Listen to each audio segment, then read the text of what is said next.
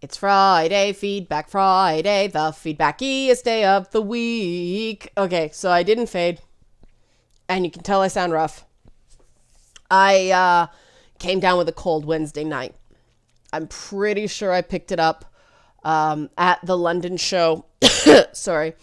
The free speech video that was supposed to be up yesterday, I'm going to release it today. I'm just going to stagger it. So I'm going to release Feedback Friday at 11, and then I'm going to release the free speech video at 1. It also just has like video that's not my face. You guys don't need to see me snot on camera.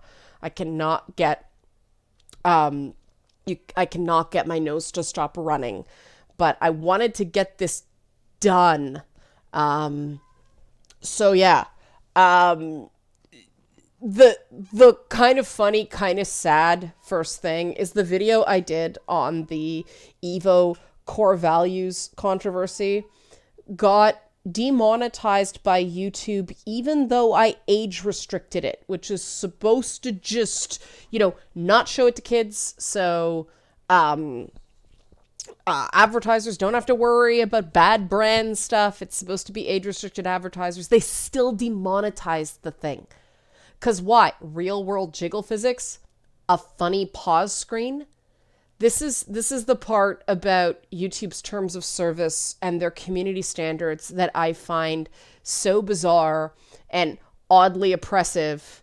Guys can do a ton of things that are sexually subjective, are lewd, are risque, involve partial nudity. The minute a woman is involved, outrage, demonetization. That's annoying.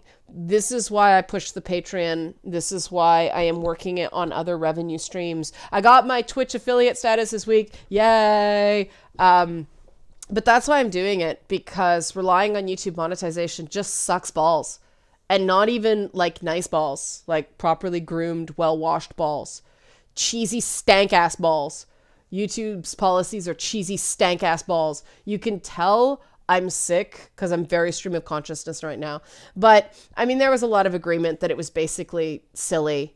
The comments, on the other hand, on the video about unionization, that was a great dialogue. I really appreciate people who bothered to leave a comment. There were people on the pro-union side who still believed in making sure it was, a good union, a right union, as opposed to this game workers unite thing that's seems to be being pushed by places like Kotaku.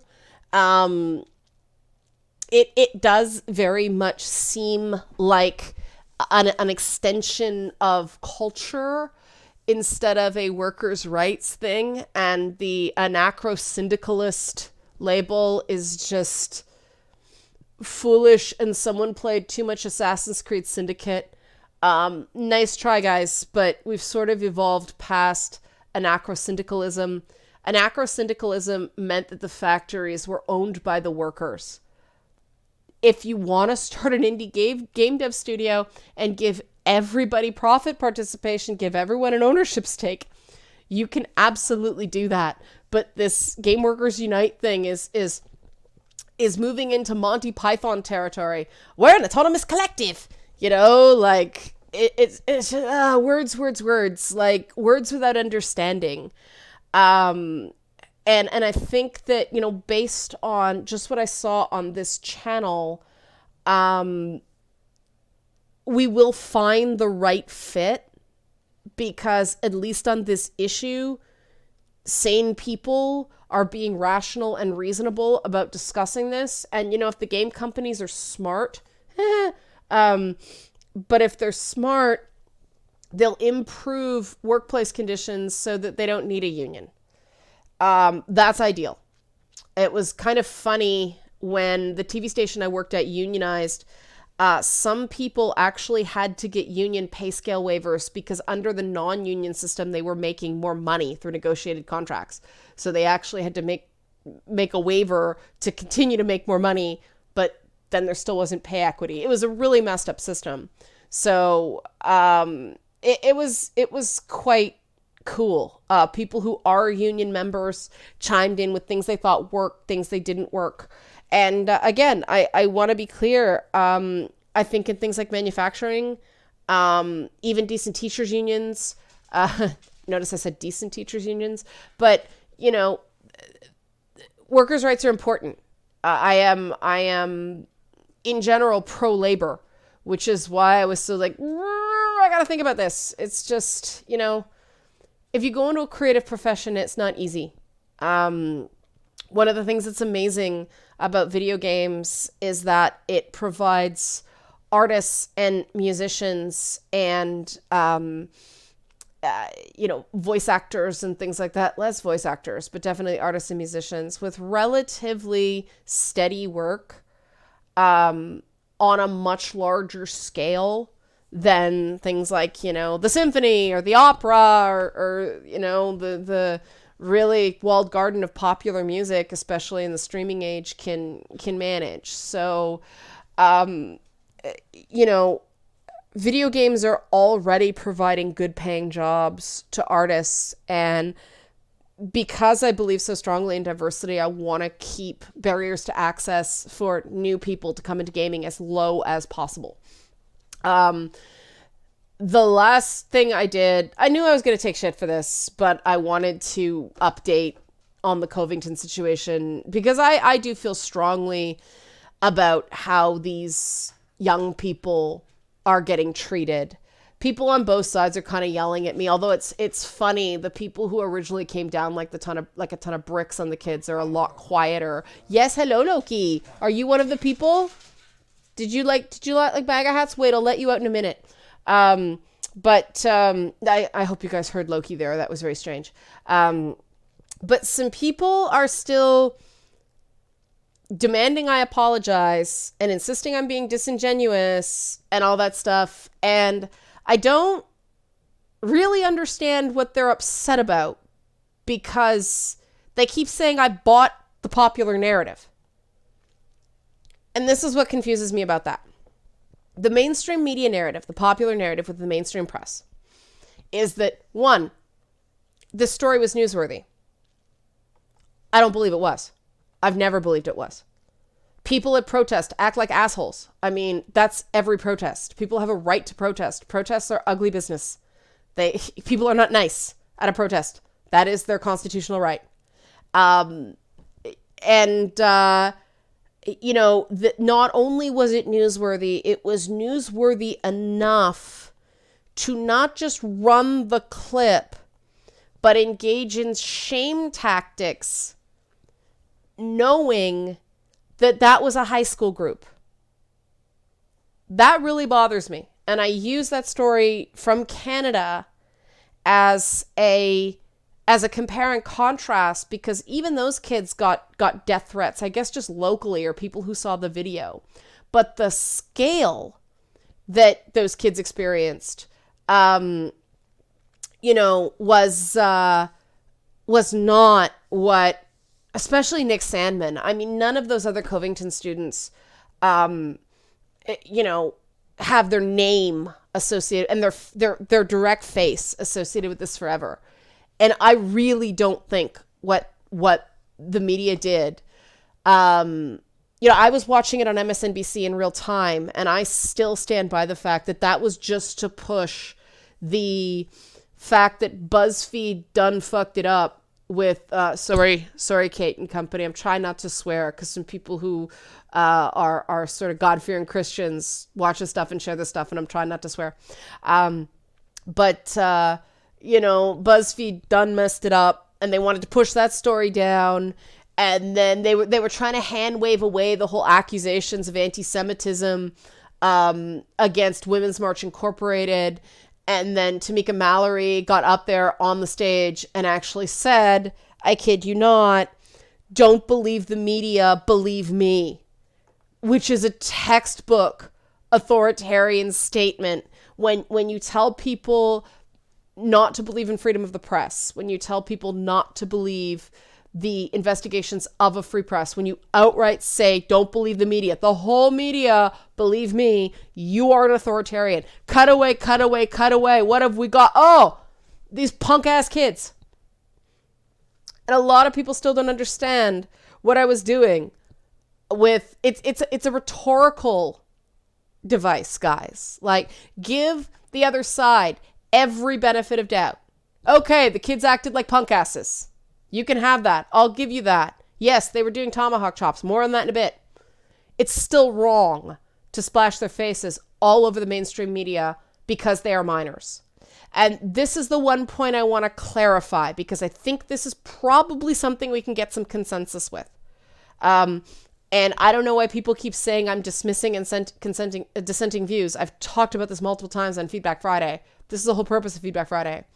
But and this has been a learning experience for me, being in Canada where we don't do these things, because we have a growing awareness of Indigenous rights and Indigenous sensitivities, and the unique issues that face Indigenous people, especially Indigenous women. It is sort of generally accepted in culture that a non-Indigenous person doing a tomahawk chop is a racially insensitive gesture. Not necessarily racist, because there's not necessarily any hatred behind it, but it is racially insensitive because Indigenous peoples have said, we don't like you doing that, please stop. All right, no problem. Now, this gesture is apparently a popular thing to do at sporting events in the US. People might even do it out west, some. I'm not sure. Like in Western Canada. Just in Ontario, we don't do it. And I'm sure in other places they don't. But it's just, like, as I said, much more widely understood here. This is what I've learned from talking to people. And this is a nice thing about learning through disagreement. I did say from the beginning that I think if there was any blame for anyone, it lies in the chaperones. And that this could have been a teachable moment for these teenage guys. This is why we don't do a tomahawk chop. That opportunity is now lost, to sort of teach them something in a non-aggressive, non-traumatizing, not scary way, with no judgments, in keeping with good Christian values of togetherness and kindness. I think that opportunity's lost because of the way this blew up. I think that if the diocese had not knee-jerked and condemned these kids, then they wouldn't have had to knee-jerk to cover their ass. And they could have kind of quietly sat these kids down and had sort of a meeting with, Indigenous people, like they did in the days immediately after this whole thing went down. But it just got so big and it just got so loud that people can't just learn from it and educate their children without shame. Lawsuits are happening now. Things went super crazy. I lay this completely at the feet of the mainstream media, and I hate sounding like a stereotype. The mainstream media. That's not how in this case, the New York Times, the Washington Post, MSNBC, CNN, they all joined the pile up, and they did it with absolutely no skepticism. And if you go back and look at my Twitter feed the day it happened, I was like, these are minors. What are you doing? And this is before we knew about the extenuating circumstances video. Okay. And I got piled on by left-wing people trying to virtue signal. And I feel like the Covington kids did nothing wrong thing is also a form of virtue signaling. The people who are still angry about my views are not listening to the other point of view that tomahawk chops are racially insensitive. It doesn't matter how widespread the practice is. It's racially insensitive. Little Black Sambo at a time was all over the place. It was still racially insensitive. Okay, there's a lot of things that are popular throughout history that are racially insensitive. I would appreciate if the people that are getting all defensive about the whole thing would just listen to that. You didn't know. That's fine. I really believe that those kids from Covington High also did not know it was a racially insensitive gesture. Now, they were kind of rowdy and they were kind of acting up. I think that's totally within the realm of normal, not awful, not non-threatening behavior. Rowdy kids. Rowdy kids gonna be rowdy. That's normal. And so they shouldn't be shamed for that. And some people got on me about my claim that the bishop for the diocese lied about the contents of the statement.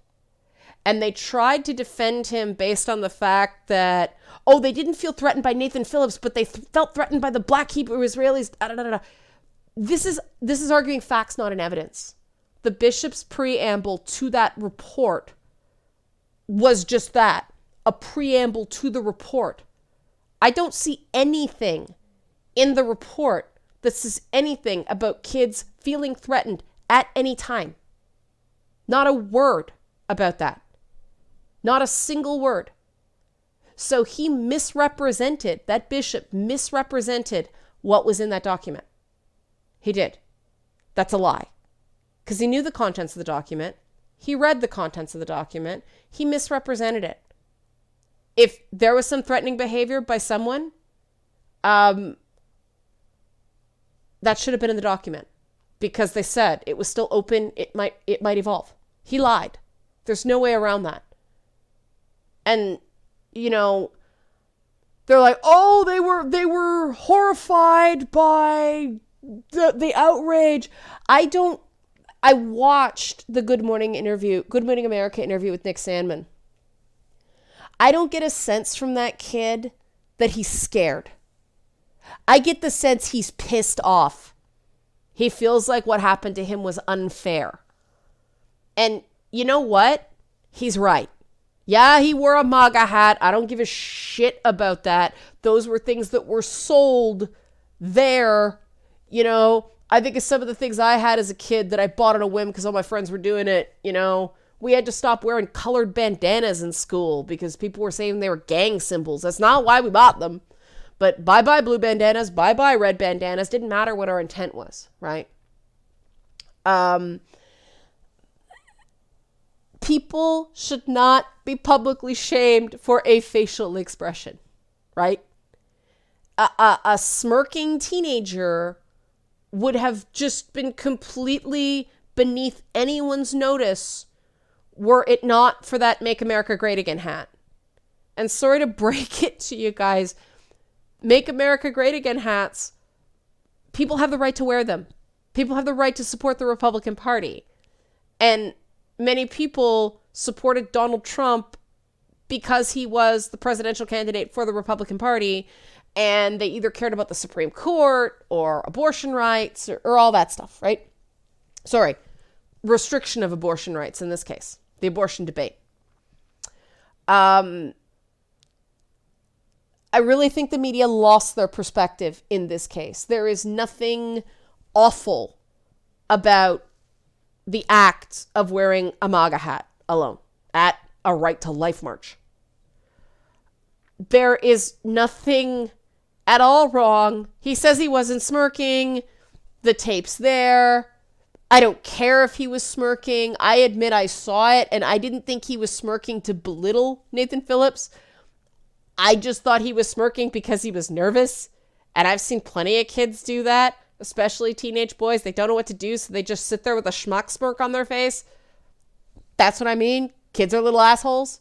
They don't know how to handle those decisions with the grace that an adult eventually learns, because these are things you learn.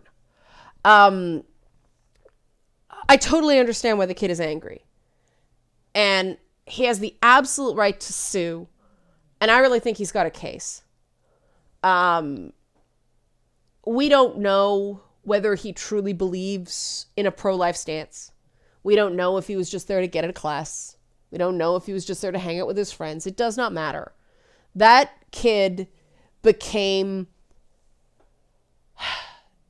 treated like the personification of some sort of hate movement because he was standing in the wrong place at the wrong time with the allegedly wrong facial expression. And that's ridiculous. Like, if you actually think about it, that is ridiculous. And this is why I'm saying those kids jumping around in the background,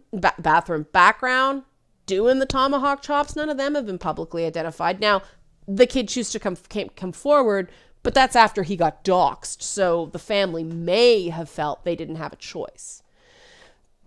But, you know, we've gone from a situation where this kid had his whole life ahead of him, free to make his own choices, which may or may not have been in lockstep with his family's, you know, very staunchly Republican, very religious right values.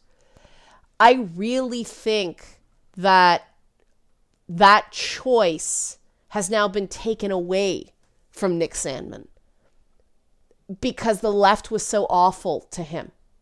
You know, there are places where hopefully he'll grow up and kind of look different. I mean, you know, he can grow a beard, grow his hair long, whatever, like look kind of shaggy and be sort of unrecognizable. To some social justice warriors, all white boys look like. That's a joke. But, you know, he probably will never feel comfortable in left-leaning spaces ever again because of the way he was treated. So for people who do lean left, good job. You created a staunch right-winger of tomorrow. I've seen the way people who become the faces of movements go.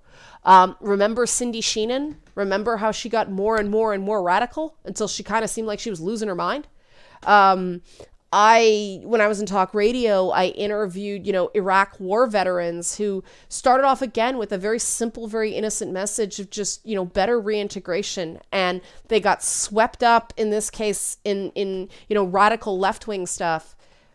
And I watched them just deteriorate. These people don't end up in good places. And that's why it's wrong. You know, I don't know if it's too young to ship 18-year-olds overseas to fight and die and get wounded and maimed for their country.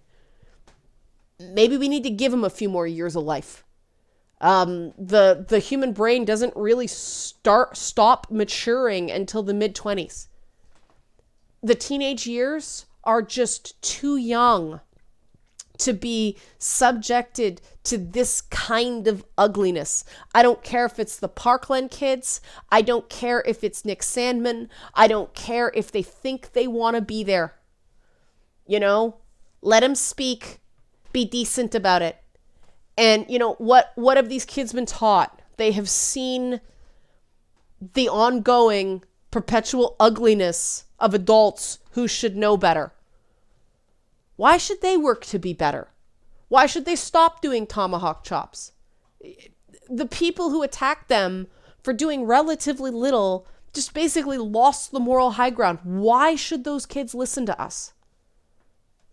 If we want them to do better, if we want to start, you know, changing things so that, you know, Indigenous peoples can go to major sporting events and not feel offended, which should be their right, you know, freedom of assembly, you know, we need to do better than this bullshit. And you know what? People who support the right to life, you shouldn't be attacking people. People who believe in conservative politics or the MAGA identity, you shouldn't be coming on so hard in comments either.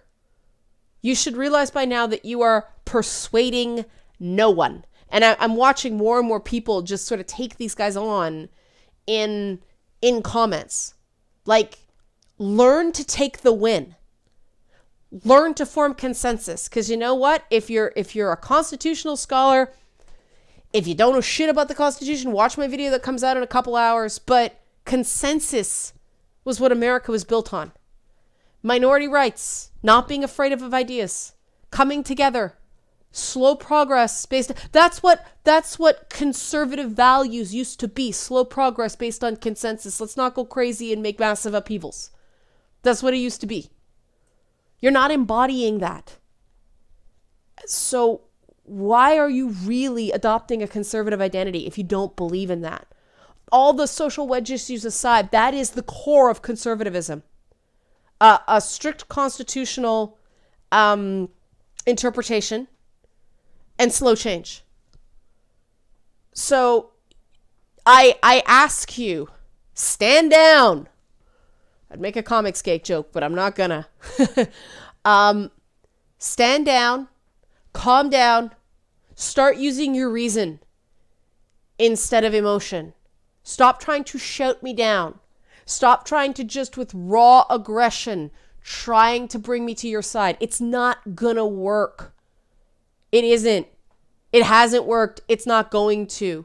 If anything, you are making me question whether I'm not seeing a certain element here of why people on the other side, meaning the staunch left, aren't so angry. Maybe everybody's just being group triggered by this constant cascade of emotion. Enough. Enough. The founding fathers believed in reason over emotion. They wanted things to slow down so everybody could calm the heck down and talk to each other in a rational, reasoned debate. If you are not working in that spirit, you are not working based on the fundamental, the foundational principles of the free world.